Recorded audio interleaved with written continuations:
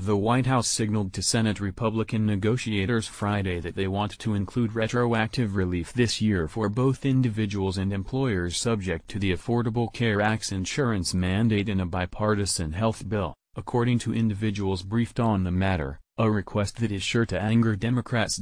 Key White House officials are hoping to shift to the right the proposal crafted by Senators Lamar Alexander Republican Tennessee and Patty Murray Democrat Washington, which would restore subsidies to help offset out-of-pocket costs for low-income Americans buying ACA plans in exchange for further flexibility in how states regulate health coverage. The individuals briefed on what the White House privately signaled to Senate Republicans were granted anonymity to describe closed-door talks that had not been announced publicly.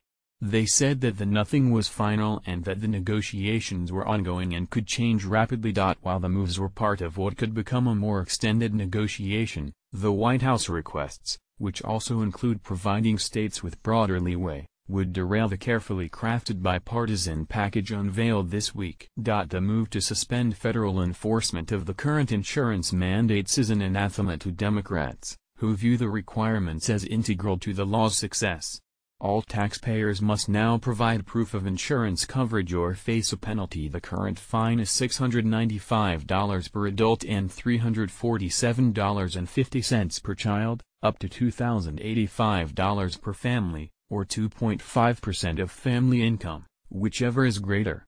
Employers with 50 or more full-time equivalent employees that don't offer coverage face a fine of $2,260 divided by 12. Times the number of total full-time employees minus 30. These businesses also face a fine if federal officials determine the plans they offer are either unaffordable or don't provide adequate coverage. The White House declined to comment immediately.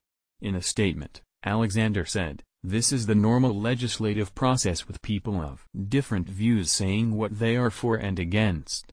Something close to the Alexander Murray proposal is likely to become law this year because the president himself asked us to develop this short-term solution so people aren't hurt by a chaotic insurance market." In a statement of his own, Senate Minority Leader Charles E. Schumer DNY said, "The administration was involved in the Alexander Murray negotiations every step of the way.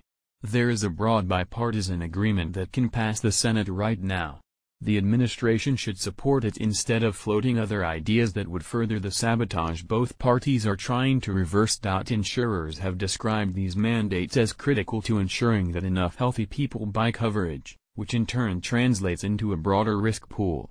The Congressional Budget Office has estimated that repealing the individual mandate this year would translate it into 15 million fewer insured Americans by 2026. Though several experts have questioned whether this requirement provides as powerful an incentive to sign up as the CBO has consistently estimated. According to the Internal Revenue Service, 6.5 million taxpayers paid $3 billion in ACA penalties for not having insurance in 2016. Larry Levitt, Vice President for Special Initiatives at the Kaiser Family Foundation, said in an interview that while it's hard to tease out how much of an effect the individual mandate has had on coverage, removing it even for a year could prompt some insurers to exit the ACA market. This would be a classic poison pill, Levitt said, adding, "It would be ironic if a bill aimed at stabilizing the market would destabilize the market." While Trump signed an executive order his first day in office instructing federal agencies to provide Americans with relief from the ACA,